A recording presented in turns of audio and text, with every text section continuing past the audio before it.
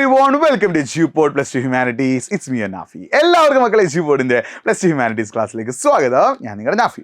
മക്കളെ, നമുക്ക് അഞ്ചാമത്തെ chapter through the ice of the travellers എന്ന് വിളിക്കുന്ന അഞ്ചാമത്തെ ചാപ്റ്ററിൽ വളരെ ഇമ്പോർട്ടൻ്റ് ആയിട്ടുള്ള ക്വസ്റ്റ്യൻ നോക്കാം. അപ്പോൾ ആദ്യം ഇവിടെ എന്ത് ചെയ്യും, 8 മാർക്കിന് എസ്സേ വരെ ചോദിക്കാൻ ചാൻസ് ഉള്ള ഒരു ക്വസ്റ്റ്യൻ ആണ് അൽ ബിറൂനിയെ കുറിച്ചിട്ടും കിതാബൽ ഹിന്ദിനെ കുറിച്ചിട്ടും. പഠിച്ചു വെക്കണേ, അൽ ബിറൂനിയെ കുറിച്ചിട്ടും കിതാബൽ ഹിന്ദിനെ കുറിച്ചിട്ടും എന്ത് ചോദിച്ചേക്കാം, 8 മാർക്കിന്റെ എസ്സേ ക്വസ്റ്റ്യൻ വരെ ചോദിച്ചേക്കാം. അപ്പോൾ അൽ ബിറൂനി ജനിച്ചത് എവിടെയാടാ? ഇന്നത്തെ ഉസ്ബെക്കിസ്ഥാനിലാട്ടോ. ഉസ്ബെക്കിസ്ഥാനിലെ കോറിസാമിലാണ് ആര് ജനിച്ചത്? അൽ ബിറൂനി ജനിച്ചിട്ടുള്ളത്. ഒരുപാട് ഭാഷകൾ അറിയായിരുന്നു കേട്ടോ. സുറിയാനിക്, അറബി, പേർഷ്യൻ, ഹീബ്രു, സാൻസ്ക്രിത് തുടങ്ങിയ ഒരുപാട് ലാംഗ്വേജസ് അഥവാ ഒരുപാട് ഭാഷകൾ ആർക്ക് അറിയാമായിരുന്നു? അൽ ബിറൂനിക്ക് അറിയാമായിരുന്നു. അത് മാത്രമല്ല, നിങ്ങൾ ശ്രദ്ധിക്കുക, ഒരൊറ്റ ക്വസ്റ്റ്യൻ നിങ്ങളോട് ചോദിക്കട്ടെ. What is the name of the book of Ibn Battuta? Ibn ബത്തൂത്തയുടെ പുസ്തകത്തിന്റെ പേരെന്താടാ? ഒന്ന് കമന്റ് ബോക്സ് ടൈപ്പ് ചെയ്തേ. പിന്നെ മക്കളെ, ഇതിൻ്റെ ഒക്കെ ഡീറ്റെയിൽഡ് ക്ലാസ് നിങ്ങൾക്ക് എവിടെ കിട്ടുക? നമ്മുടെ ബാച്ചിലാട്ടോ. നിങ്ങൾ യൂട്യൂബ് ക്ലാസ്സിനെ മാത്രം ഡിപ്പെൻഡ് ചെയ്താൽ, കാരണം എല്ലാ വർഷം ഒരു യൂട്യൂബ് ക്ലാസ് അല്ലെങ്കിൽ എക്സാമിന് തലേന്ന് മാത്രം പഠിക്കുന്ന കുട്ടികൾ ഹ്യൂമാനിറ്റീസിൽ വളരെ കൂടുതലാണ്. ഏകദേശം 34% കുട്ടികളാണ് കഴിഞ്ഞ വർഷം തോറ്റുപോയത്. എന്താ അതിന് കാരണം? എക്സാമിന് തലേന്ന് മാത്രം പഠിച്ചു. നിങ്ങൾക്ക് തോന്നുന്നുണ്ടോ ഒരു ഹിസ്റ്ററിയിൽ ഒരു 15 ചാപ്റ്റർ എക്സാമിന് തലേന്ന് മാത്രം പഠിച്ചാൽ പാസ്സാവുന്നു?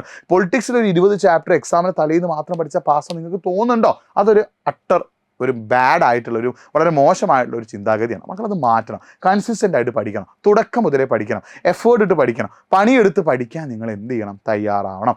അങ്ങനെ പഠിച്ചാൽ മാത്രമേ നിങ്ങൾക്ക് എന്ത് ചെയ്യാൻ പറ്റുള്ളൂ? ഒരു ബെസ്റ്റ് റിസൾട്ട് നേടാൻ പറ്റും. അതിനാണ് നമ്മുടെ ബാച്ച്. നിങ്ങൾക്ക് അവിടെ റെക്കോർഡ് ക്ലാസ് ഉണ്ട്, ലൈവ് ക്ലാസ് ഉണ്ട്. നിങ്ങൾക്ക് വേണ്ട എല്ലാ കാര്യങ്ങളും നമ്മൾ പ്രൊവൈഡ് ചെയ്യുന്നുണ്ട്. കമൻറ്റ് ബോക്സിൽ ഫോം ഉണ്ട്. ഫോം ഫില്ല് ചെയ്ത് നമ്മുടെ ടീം നിങ്ങൾ വിളിച്ച എല്ലാ ഡീറ്റെയിൽസും അറിയണം. മക്കളെ, വെറും യൂട്യൂബ് ക്ലാസ്സിനെ മാത്രം ഡിപ്പെൻഡ് ചെയ്താൽ വളരെ കുറച്ച് ക്ലാസ്സുകൾ മാത്രമേ കിട്ടുള്ളൂ. സോ മാക്സിമം ഫ്രണ്ട്സിലേക്ക് എന്ത് ചെയ്യുക, ഈ വീഡിയോ ഒന്ന് ഷെയർ ചെയ്ത് കൊടുക്കുക. ആൻഡ് ബാച്ചിൽ ജോയിൻ ചെയ്യാൻ മറക്കണ്ട. കമൻറ്റ് ബോക്സിൽ ഫോം ഉണ്ട്. മക്കളെ, അൽ ബിറൂനി എന്താണ്? ഇന്ത്യയിലെത്തിയ ശേഷം ശ്രദ്ധിക്കണേ, ഇന്ത്യയെ കുറിച്ചിട്ട് എഴുതിയ പുസ്തകമാണ് ഇത്, കിതാബൽ ഹിന്ദ്. അൽ ബിറൂനി, മഹ്മൂദ് ഗസ്നി ഇന്ത്യ കീഴടക്കിയതിന് ശേഷം ഇന്ത്യയിലേക്ക് ആരെത്തി? അൽ ബിറൂനി എത്തി.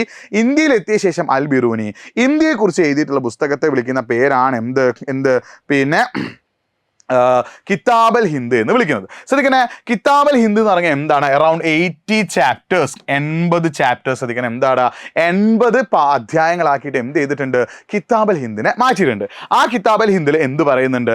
ഈ ഇന്ത്യയിലെ എന്തൊക്കെ കാര്യങ്ങളെ കുറിച്ച് പറയുന്നുണ്ട്? പിന്നെ അതായത് ഫിലോസഫി, തത്വചിന്ത, ഫെസ്റ്റിവൽസ്, ഉത്സവങ്ങൾ, ആസ്ട്രോണമി, ജ്യോതിശാസ്ത്രം, മാനേഴ്സ് ആൻഡ് കസ്റ്റംസ്, ഇവിടുത്തെ ആചാരങ്ങളെ കുറിച്ചിട്ട്, അങ്ങനെ പല കാര്യങ്ങളെ കുറിച്ചിട്ടും പറയുന്ന ഒന്നാണ് എന്ത്? ഈ കിതാബൽ ഹിന്ദ് എന്ന് പറയുന്നത്. അപ്പോൾ ഇന്ത്യയിൽ ഒരുപാട് കാര്യങ്ങളെ കുറിച്ച് പറയുന്ന 80 ചാപ്റ്റേഴ്സ് കണ്ടെയ്ൻ ചെയ്യുന്ന ഒരു പുസ്തകമാണ് ഇത്, ഇന്ത്യയിലെ കിതാബൽ ഹിന്ദ്. അപ്പോൾ അൽ ബിറൂനി ഒരു മാത്തമാറ്റീഷ്യൻ ആയതുകൊണ്ട് തന്നെ കിതാബൽ ഹിന്ദിന്റെ സ്റ്റാർട്ടിങ് എങ്ങനെയായിരിക്കും? Through A question. ഒരു ക്വസ്റ്റ്യനിലൂടെയാണ് എന്ത് സ്റ്റാർട്ട് ചെയ്യുക? കിതാബൽ ഹിന്ദ് സ്റ്റാർട്ട് ചെയ്യുക. എന്നിട്ട് എന്ത് ചെയ്യുന്നു? കമ്പയർ ചെയ്യുന്നു. ഇന്ത്യയിൽ കണ്ട കാര്യവും അതേപോലെ വിദേശ രാജ്യങ്ങൾ, അദ്ദേഹത്തിന്റെ നാട്ടിലെ പേർഷ്യയിലെ കാര്യം എന്ത് ചെയ്യും?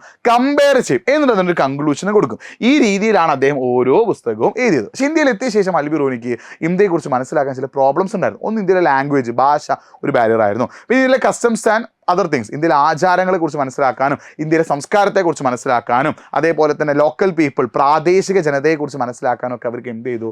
ബുദ്ധിമുട്ട് നേരിട്ടിട്ടുണ്ട്. ഇതേപോലെ തന്നെ നിങ്ങളോട് അൽ ബിറൂനി ചോദിക്കുന്ന പോലെ തന്നെ 8 മാർക്കിന് ആരെക്കുറിച്ചും ചോദിച്ചേക്കാം? ഇബ്നു ബത്തൂത്തയെക്കുറിച്ച് ചോദിച്ചേക്കാം. അൽ ബിറൂനിയും ചോദിക്കാൻ ചാൻസ് ഉണ്ട്, ഇബ്നു ബത്തൂത്തയും ചോദിക്കാൻ ചാൻസ് ഉണ്ട് കേട്ടോ. അപ്പോൾ അൽ ബിറൂനിയെ പോലെ തന്നെ എന്ത് ചെയ്യാം? ഇബ്നു ബത്തൂത്തയും എസ്സേ ചോദിക്കാനുള്ള ചാൻസ് ഉണ്ട്. മനസ്സിലാക്കി വെക്കണം. അപ്പോൾ എസ്സേ ചോദിക്കാൻ ഇത്രയും കാര്യം നിങ്ങളോട് എന്ത് ചെയ്യാൻ പറയും? എക്സ്പ്ലെയിൻ ചെയ്യാൻ പറയും. നിങ്ങൾ ശ്രദ്ധിക്കുക, മൊറോക്കോയിൽ നിന്നുള്ള ട്രാവലറാണ് ആര്? സഞ്ചാരിയാണ് ആര്? ഇബ്നു ബത്തൂത്ത. ടാൻജിയറിലാണ് ജനിച്ചത്. ഇന്ത്യയിൽ മാത്രമല്ല കേട്ടോ, ഒരുപാട് സ്ഥലങ്ങളിലൂടെ യാത്ര ചെയ്തിട്ടുള്ള ഒരാളാണ് ആര്? ഇബ്നു ബത്തൂത്ത. അദ്ദേഹം പോയ സ്ഥലങ്ങളെക്കുറിച്ച് അദ്ദേഹം എഴുതിയ പുസ്തകത്തെ വിളിക്കുന്ന പേരാണ് റിഹില. ഇബ്നു ബത്തൂത്ത എന്ത് ചെയ്തിട്ടുണ്ട്? ഒരുപാട് സ്ഥലങ്ങളിലൂടെ സഞ്ചരിച്ചിട്ടുണ്ട്. ഈ സഞ്ചരിച്ച സ്ഥലങ്ങളെക്കുറിച്ച് ഇബ്നു ബത്തൂത്ത എഴുതിയിട്ടുള്ള പുസ്തകത്തെ വിളിക്കുന്ന പേരാണ് എന്ത്?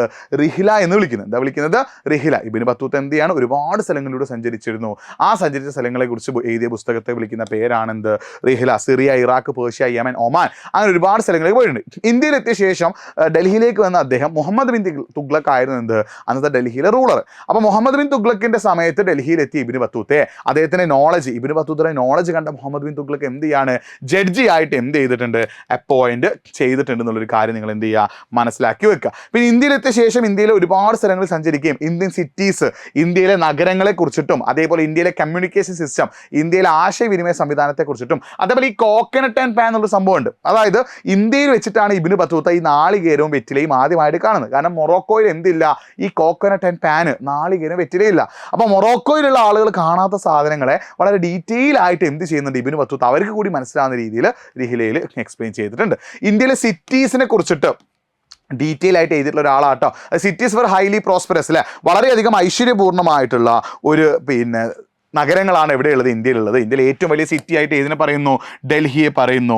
അതേപോലെ തന്നെ സെക്കൻഡ് ഏതാണ്, ദൗലത്താബാദാണ്. ഇന്ത്യയിൽ ഏറ്റവും കൂടുതൽ പ്രോസ്പെറസ് ആയിട്ട് സിറ്റി ഏതാണ്, ഡൽഹിയാണ്.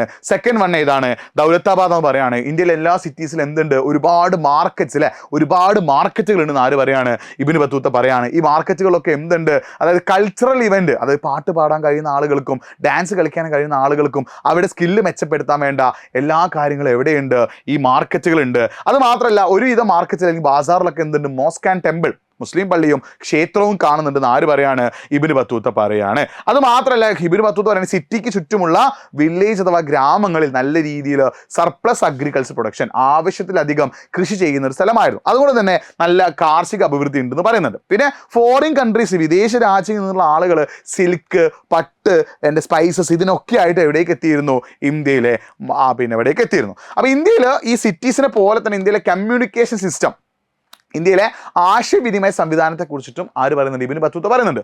ഉലൂക്ക് ആൻഡ് ദവ എന്ന് വിളിക്കുന്ന ശ്രദ്ധിക്കണേ, ഉലൂക്ക് ആൻഡ് ദവ എന്ന് വിളിക്കുന്ന ഒരു പോസ്റ്റൽ സിസ്റ്റം, രണ്ട് രീതിയിലുള്ള ഒരു പോസ്റ്റൽ സിസ്റ്റം എവിടെ ഉണ്ടായിരുന്നു, ഇന്ത്യയിൽ ഉണ്ടായിരുന്നു. ഉലൂക്ക് എന്ന് പറഞ്ഞാൽ എന്താ, ഹോഴ്സ് പോസ്റ്റ് അഥവാ കുതിരപ്പുറത്തുള്ളതാണ്. ദവ എന്ന് പറഞ്ഞാൽ എന്താ, കാൽനടയായിട്ടുള്ളതാണ്. അപ്പൊ കുതിരപ്പുറത്തും കാൽനടയായിട്ടും എന്ത് ചെയ്യാണ്, ആളുകൾ എന്ത് ചെയ്തിട്ടുണ്ട്, എത്തിയിട്ടുണ്ടെന്നുള്ളൊരു കാര്യം നിങ്ങൾ എന്ത് ചെയ്യുക, മനസ്സിലാക്കി വെക്കുക.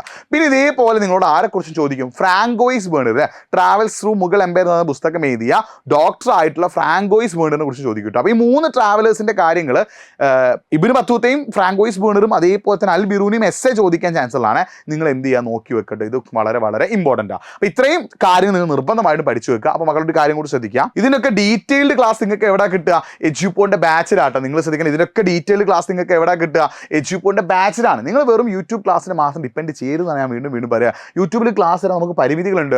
വളരെ കുറച്ച് ക്ലാസ്സുകൾ മാത്രമേ നമ്മൾ തരുള്ളൂ. മുഴുവൻ ക്ലാസ്സുകൾ നിങ്ങൾക്ക് വേണ്ട ഡീറ്റെയിൽഡ് ക്ലാസ്സുകൾ എവിടെയുണ്ടാവുക, എജ്യൂപോണിന്റെ ബാച്ചിലാണ്. കമന്റ് ബോക്സ് നമ്മൾ എന്ത് ചെയ്തിട്ടുണ്ട്, ഒരു ഫോം നമ്മൾ പിൻ ചെയ്ത് വെച്ചിട്ടുണ്ട്. ആ ഫോം നിങ്ങൾ മാക്സിമം ഫ്രണ്ട്സിലേക്ക് എന്ത് ചെയ്യുക, ഒന്ന് ഷെയർ ചെയ്ത് കൊടുക്കട്ടെ. നിങ്ങളൊന്ന് ഫില്ല് ചെയ്യുക. മക്കളെ, നിങ്ങൾ വെറും യൂട്യൂബ് ക്ലാസ്സിന് മാത്രം ഡിപ്പെൻഡ് ചെയ്യുകയും എക്സാം സമയത്ത് മാത്രം പഠിക്കുകയും ചെയ്യുകയാണെങ്കിൽ, കഴിഞ്ഞ വർഷം 34% കുട്ടികൾ ഹ്യൂമാനിറ്റീസ് തോറ്റുപോയി. അതിനുള്ള കാരണം എന്താ, അവർ എക്സാം സമയത്ത് മാത്രം പഠിച്ചോണ്ടാ. അങ്ങനെ പഠിച്ചാലൊന്നും ഒരിക്കലും നിങ്ങൾക്ക് പാസ്സാൻ പറ്റില്ല. സോ നിങ്ങൾ ഫെയിലായി, പിന്നെ സേ എക്സാം എഴുതി, പിന്നെ NIOS ചെയ്ത് ഒരുപാട് പണച്ചെലവൊക്കെ ഉണ്ട്.